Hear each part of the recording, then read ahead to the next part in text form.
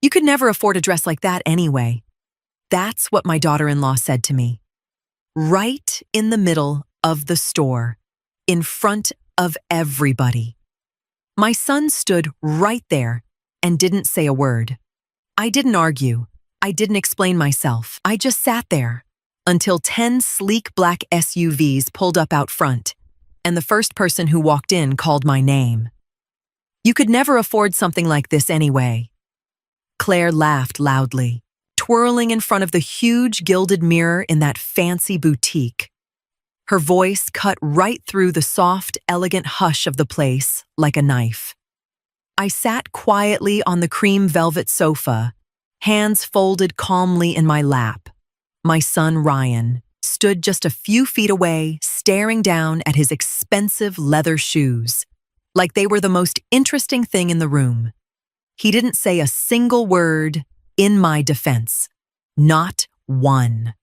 Claire spun around in that massive, over-the-top silk and tulle gown, the kind that easily ran $15,000, and looked down her nose at me.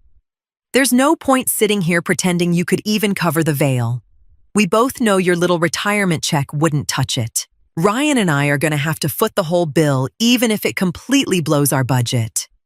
The saleswoman, dressed in a perfect black suit, shot me a pitying look that edged into contempt. I stayed completely still.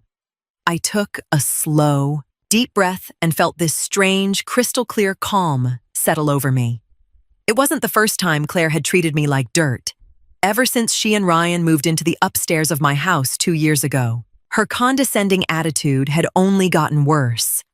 But this was the first time Ryan just stood there and let her humiliate me so openly right in public. I generously offered them $2,000 toward a nice dress as a goodwill gesture.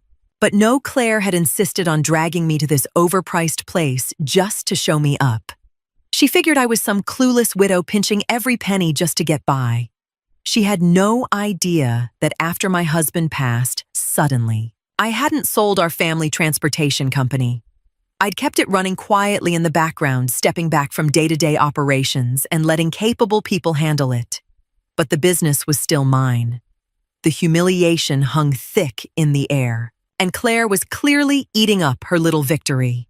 I was about to stand up and end the whole ridiculous scene when the noise outside changed. A deep, rumbling engine sound made the big display windows vibrate. What on earth was that commotion out front? 10 brand new glossy black luxury SUVs rolled up in perfect formation right in front of the boutique. The massive vehicles gleamed under the bright afternoon sun, their tinted windows hiding everything inside. The entire store went dead silent. The saleswoman took a step back, her champagne flute trembling a little in her hand. Even Claire forgot about admiring herself in the mirror for a second and just stared outside. The passenger door of the lead SUV opened. A tall, sharply dressed man in his mid-40s stepped out. It was Nathan, my longtime assistant and operations manager. He wore a flawless charcoal suit and carried a tablet. He walked straight into the boutique without hesitation. The soft chime of the door sounded almost deafening in the sudden quiet. Nathan scanned the room quickly, completely ignoring the staff's curious stares, and headed right for me. He stopped at a respectful distance, posture perfectly professional. "Mrs. Caldwell," he said in a calm, steady voice that carried through the whole room. "The new VIP fleet just arrived from the manufacturer. As we discussed, I rerouted them here on the delivery drive. We only need your final signature on the acceptance before they head to the main depot." Everyone in the room froze. The saleswoman's eyes went wide. Claire's jaw practically hit the floor as her gaze darted between me, Nathan, and the row of huge vehicles outside. Ryan finally lifted his head, totally blindsided. I gave Nathan a slow nod, smoothed my simple skirt, and stood up from the sofa without any rush. I could feel all those shocked eyes on me, but I wasn't savoring some dramatic revenge. I was just a woman handling a normal business decision. I picked up my handbag and looked Claire straight in the eyes. Her smug little smile had vanished, replaced by pure confusion and a flicker of panic. I turned to Nathan, took the digital pen from him, and signed the document. "Thank you, Nathan. The vehicles look flawless," I said quietly. How was my daughter-in-law going to handle this new reality? "Wait! What the hell is going on?" Claire stammered, trying awkwardly to step toward me in that heavy gown.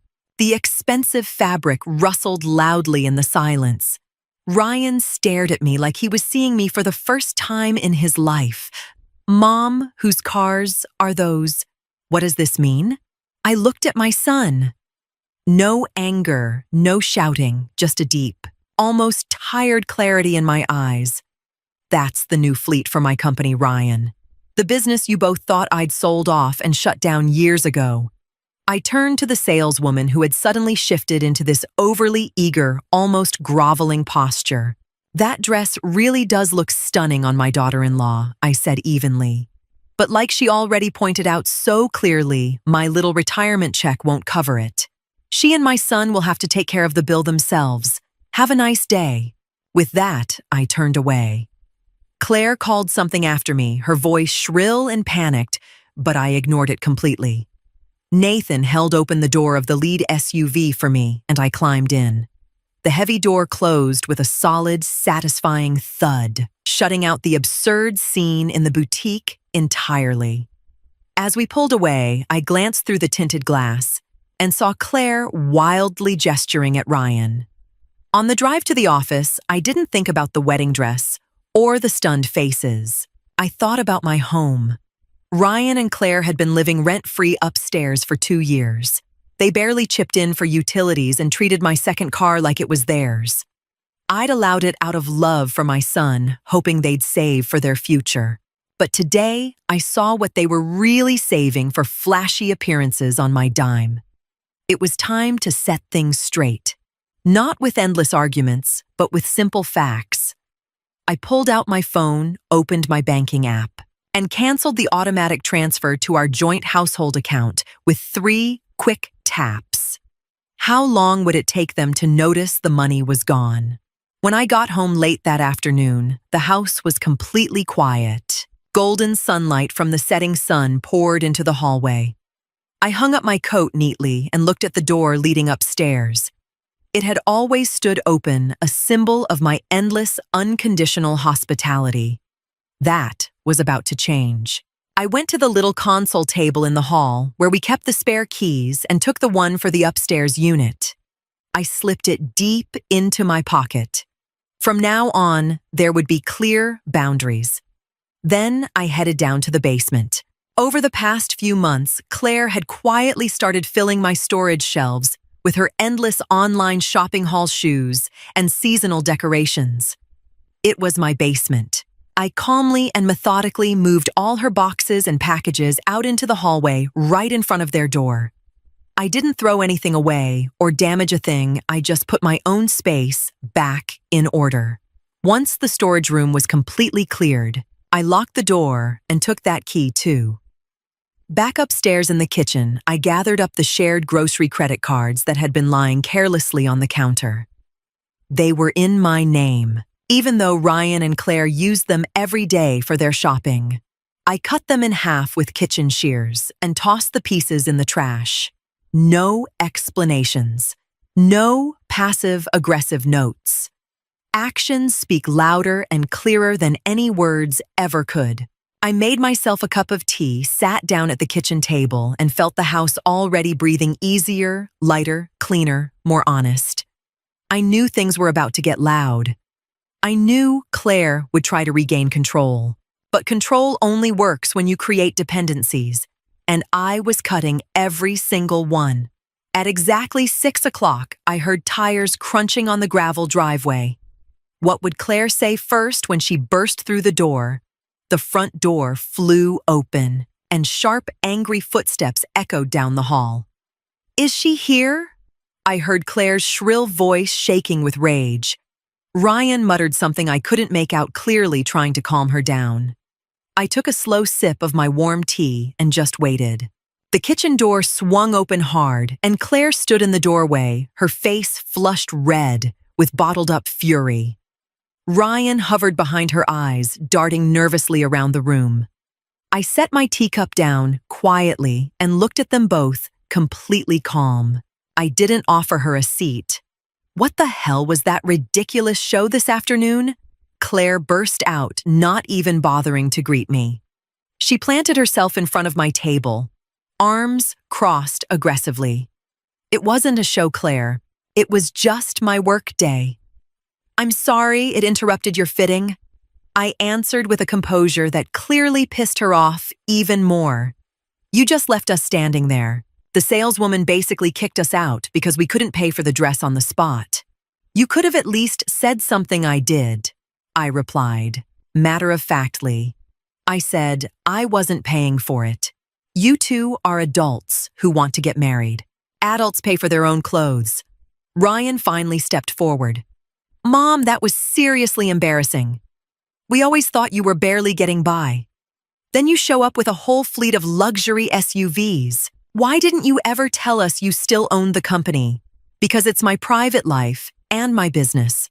Ryan, I said, without a trace of apology. I've let you live here, rent-free. I've covered your weekly groceries. I've given you a car to use. My bank balance is none of your concern. Claire snorted in disgust. That's not even the point. You deliberately humiliated me in front of that saleswoman. How would she react once she realized the money tap had been shut off for good? Claire, I said softly, but so firmly that she instinctively took a step back. You tried to humiliate me. I simply didn't let you. And that's why I made some long overdue changes to our living situation this afternoon. I pulled the little wooden bowl with the remaining household cash toward me, opened the kitchen drawer, placed the money inside, and locked it. Starting tomorrow, you're on your own for everything. No more shared shopping on my dime. The automatic transfer is already stopped and the credit cards are gone. Claire stared at the locked drawer like I'd just cut off her air supply. You're trying to starve us over a dress. It's not about the dress, Claire. It's about respect and taking responsibility for yourselves, I said. Completely relaxed, leaning back in my chair. You both have good jobs. There's no good reason why I should keep covering your daily living expenses. Claire let out a thin, nervous laugh. She turned to Ryan for backup. Say something? Your mom's lost her mind. We're right in the middle of planning this wedding. It costs a fortune. Ryan ran a hand through his hair. Flustered. Mom can't. We talk about this reasonably. We really need the help right now. The venue by the lake, the catering. Everything's booked, and the deposits are due. You booked a wedding you clearly can't afford if you're still relying on my financial support, I said plainly. I stood up, walked to the sink and washed my teacup thoroughly, deliberately turning my back to them. She needed my face, my reactions to work her manipulations, and I took that stage away. By the way, I moved your boxes out of my basement storage and put them in front of your door, Claire. I need my space back. Good night. Would they even catch on to the basement hint right away? The next morning, I left the house very early. The sun had just come up, and the air was still cool. When I returned late that afternoon, I immediately noticed the familiar silver Audi parked crooked and careless in the driveway, the one Claire drove to work every day. It was officially registered to my company.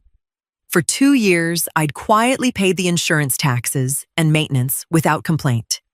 It had been a motherly favor, not anymore. I went straight to the hall key cabinet.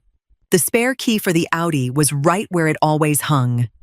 I took it, walked back outside, got in the car, started it up, and drove off. I took it straight to the company lot and parked it in the secure underground garage. I told Nathan to unregister it immediately and get it ready for sale. The company didn't need that particular model anymore, and I wasn't about to keep paying for Claire's convenience. Then I took a cab home. It felt incredibly freeing. I didn't argue. I didn't justify myself. I simply took back privileges that had stopped being appreciated and started being exploited. As soon as I stepped inside, I heard quick, furious footsteps on the stairs. Claire came rushing down, her designer bag slung over her shoulder. "Where's the car?" she demanded sharply. "I have an important meeting in the city and the car is just gone. The car is safe at the company lot. I'm selling it in the next few days," I answered calmly, hanging my jacket neatly on the hanger. Claire stopped on the bottom step, her face a mask of total disbelief. How was she supposed to get to work now? Sell it? Have you completely lost it? How am I supposed to get to my meeting? How am I supposed to get to work tomorrow? She practically screamed. "The bus stop is only a 5-minute walk. Or you can buy your own car, or call a cab," I said evenly. "That's theft. That's my car." "No, Claire. The car belongs to my company. You were allowed to use it as a courtesy. That arrangement is officially over." I left her fuming on the stairs and walked into my living room. A little while later that evening, after it had gotten dark, there was a soft knock on my living room door. Ryan came in. He looked exhausted, pale, and worn out. He dropped into the armchair across from me and buried his face in his hands. "Claire is completely losing it. She called me at work and almost cried. She thinks you're trying to force us out of the house." I set my book aside and looked at my son carefully. "I'm not trying to force you out, Ryan. I'm just creating fair adult living arrangements. You've been using resources you don't pay for while treating me with zero respect. That stops now. But the car, Mom. How is any of this supposed to work? That's exactly the question you two should be asking yourselves." I stood up, took a prepared folder from my desk and placed it on the small coffee table in front of him. I sat down and objectively calculated our living situation. You have 1,200 square feet upstairs. So far, you've paid nothing. Ryan stared at the folder.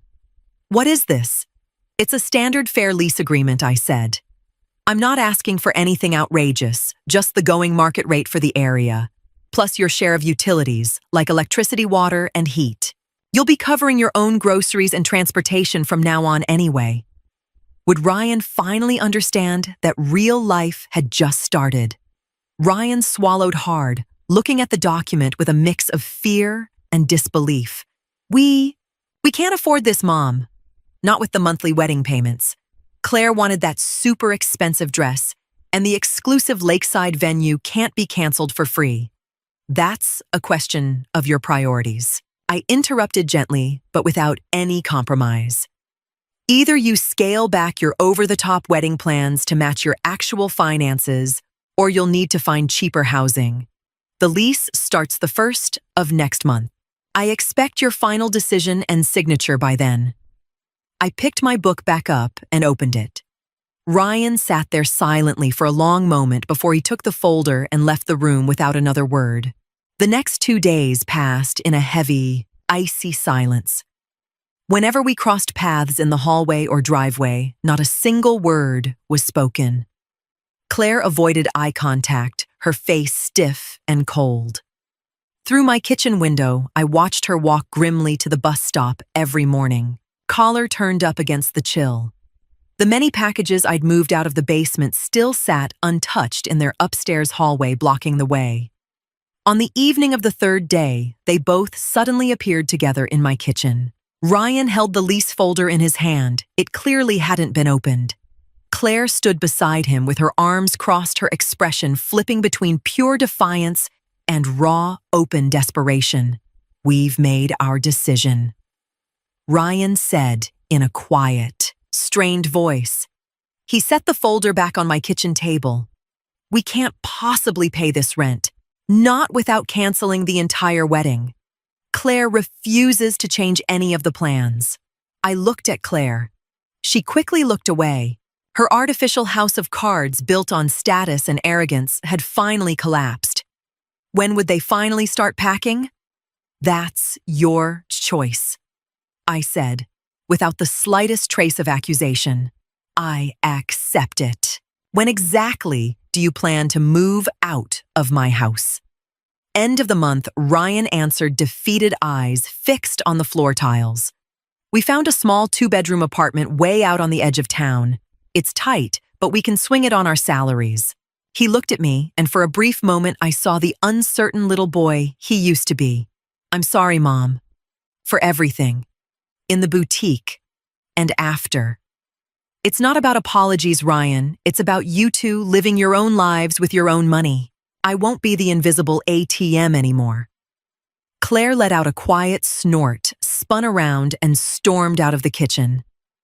The last Saturday of the month was cool but sunny. A small beat-up rental moving truck sat in my driveway. Ryan and a couple of his friends carried heavy furniture and countless boxes outside. Claire bossed the guys around impatiently, her shrill voice echoing through the stairwell. I stayed in my living room reading a book and sipping my coffee. I didn't help carry anything. I didn't offer any well-meaning advice. When the truck was almost full, there was a soft knock. Ryan stood in the doorway holding the heavy key ring for the upstairs unit. He placed it quietly on the side table. We're heading out now. I nodded. As soon as the truck disappeared down the street, I took the returned key and tucked it deep into my desk drawer. Then I walked slowly upstairs. The rooms were completely empty, echoing lightly with every step. There was still a faint trace of Claire's heavy perfume, but that would fade soon enough. I opened all the big windows upstairs and let the fresh, cool air pour in. I felt no sadness, no loneliness. Only a deep, honest relief. I had taken back my home and my peace of mind. I went downstairs to the kitchen and put fresh water on to boil. The complete silence in the house was the most beautiful sound in the world. Sometimes silence isn't weakness, it's the moment you stop explaining yourself and start deciding how others are allowed to treat you.